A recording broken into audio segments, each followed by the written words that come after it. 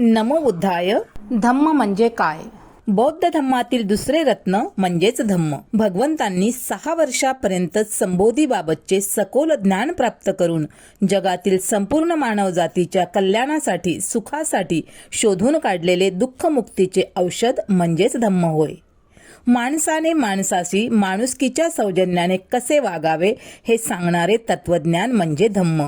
जातीभेद, कर्मकांड, यज्ञयाग व विषमतावादी तत्वांचा धिक्कार करून स्वातंत्र्य, समता व बंधुता या समानतावादी तत्वांची शिकवण म्हणजे धम्म.